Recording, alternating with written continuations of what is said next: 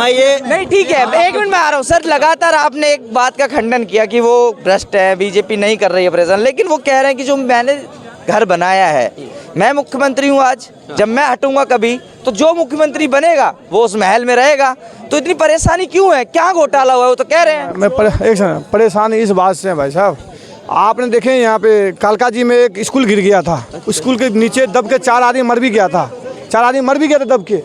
कौन सा ऐसा बिल्डिंग बनाया गया, तो 16 करोड़ का स्कूल बनाया था जो एक ही बारिश भी नहीं झेला, वो गिर गया। कौन सा भाई बनाया? अगर दारू नीति बढ़िया था, मैं आपसे पूछ रहा हूँ, तो उसको बंद क्यों कर दिया? क्या भाजपा बंद करवाया दारू नीति को? क्या भाजपा चालू करवाया था क्या? आप बार बार भाजपा का नाम लेते हो, भाजपा नीति भेज दिया, भाजपा ने ये करेंगे। आप दारू नीति आप चालू किए थे, भाजपा ने करवाया था।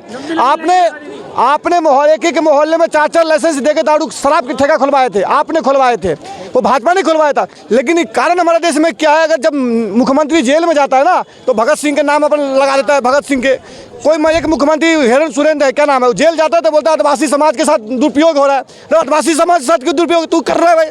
तुमने घोटाला किया, 1000 करोड़ की संपत्ति का घोटाला किया, फिर आदिवासी के नाम क्यों देते? फर्जी कंपनी बना के सबसे पहले भाई साहब, हमारा अगर हमारा माना जाए ना, हमारे हिसाब से सबसे पहले संविधान को चेंज करना चाहिए, एक थोड़ा बहुत उसमें संशोधन करना चाहिए।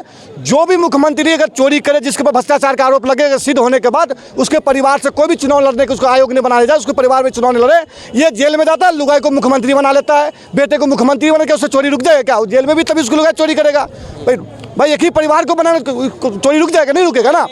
हम चुनाव आयोग से हम ही आग्रह करना चाहते हैं, जो परिवार अगर चोरी करे, चाहे कोई भी परिवार हो, जो मुख्यमंत्री चोरी करे, जिस सांसद चोरी करे, चाहे एमएलए विधायक जो भी चोरी करे, उसकी परिवार से चुनाव लड़ने के लिए बिल्कुल बस खत्म कर देना चाहिए, चुनाव नहीं लड़ सकता है। आज लालू यादव की बात करवा देता हूँ आपको, क्या लालू यादव सीबीआई जांच हुआ था, क्या चारा ढूंढना मिला था? क्या अनवारी में से चारा नहीं मिला ना, पेपर ही मिला था, पेपर के तर्ज पे 5 साल सजा हुआ है इसको, 950 करोड़ रुपया चारा घोटाला में हुआ कि नहीं हुआ सजा? अभी भी सजा भुगत रहे, वो भुगत की रहेगी नहीं। तो ये जो हमारे देश में जो संविधान के सबसे पहले दुरुपयोग करना चाहते हैं, चाहे कोई भी पद पे जो मुख्यमंत्री हो, चाहे कोई भी हो, अगर उसने गलती किया, चोरी किया है, तो चोरी करने के मतलब उसके परिवार के कोई भी चुनाव लड़ेगा, उसको बिल्कुल खत्म कर देना चाहिए चुनाव आयोग के।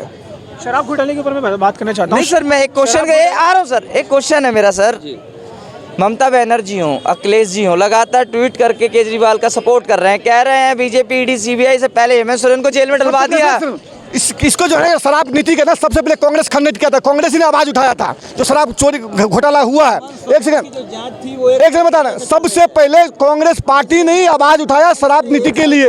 केजरीवाल के नेता ने भूपेश बघेल के ऊपर सवाल उठाया था, छत्तीसगढ़ में बोला शराब घोटाला किया है, वही कांग्रेस पार्टी केजरीवाल ही मिला हुआ है। जो कांग्रेस आवाज उठाया शराब घोटाले के लिए, आवाज बुलंद किया था, वही केजरीवाल कांग्रेस की गोद में जाकर बैठ गया। भाई ये बात है, बताओ भाजपा की क्या गलती है? 8% के मार्जिन को बढ़ा के इन्होंने 12% कर दिया। डिस्ट्रीब्यूटर का मार्जिन जो रजिस्ट्रेशन फीस होती है वो 30 लाख से करके 1 करोड़ कर दी।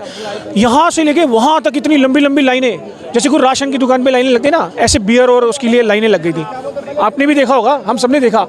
क्या वो घोटाला नहीं था? ये जो कर रहे हैं, ये जो आज अभी जेल में है, ये अपने कर्मों की ही सजा भुगत रहे हैं, ये कोई अलग नहीं है। आ रहा हूँ सर, मैं सर एक सवाल और मेरा, जैसे नहीं जैसे एक पहले मेरा सवाल सुन लीजिए।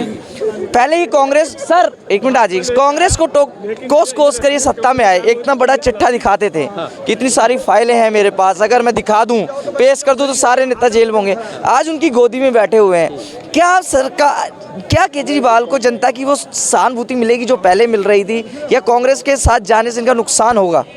देखिए, केजरीवाल वो कट्टर ईमानदार लल्लन टॉप मुख्यमंत्री हैं जो कहते थे मेरे पास खूब सारे इंतजाम है। अच्छा, हाथ ऐसे करते थे, मेरे पास खूब सारे इंतजाम है। तो वो जो खूब सारे इंतजाम थे वो कहाँ हैं?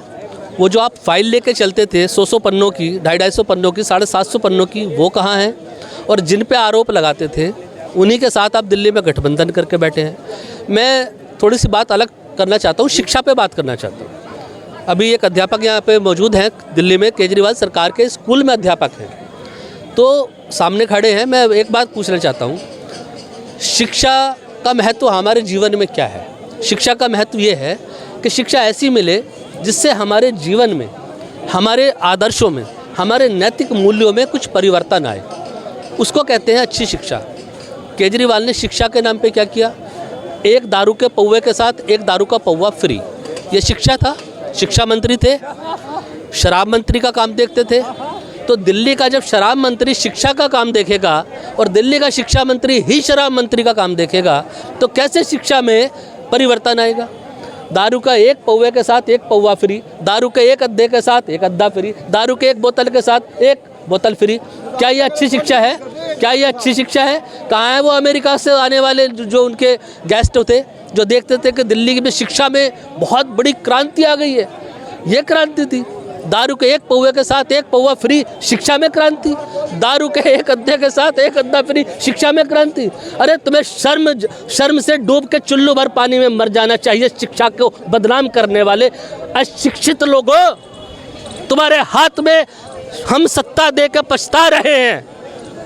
शिक्षा का महत्व ही तुम्हारे जीवन में अगर संस्कार मिलते तो अच्छी राजनीति करते। आप पछता रहे हो और वो दूसरी तरफ कह रहे हैं कि इस बार बीजेपी को दिल्ली में से 7 में से 1 सीट नहीं देंगे, उखाड़ फेंकेंगे। हाँ, उखाड़ के तो फेंक दिया केजरीवाल ने 2014 में भी दिल्ली से, 2019 में भी एक सांसद नहीं बनने दिया। सारे सांसद केजरीवाल के हैं दिल्ली में इस टाइम पे। इस बार फिर आ जाए मैदान में। इस बार दिल्ली की जनता ने पूरा मन बना रखा है कि केजरीवाल को ना पार्षदी में, ना विधायकी में, ना सांसदी में, कहीं पे भी इसको हम आने नहीं देंगे। दिल्ली की जनता सीधी सी बात है, जो देश के लूटेगा देश उसको कूटेगा, ना खाएंगे ना खाने देंगे।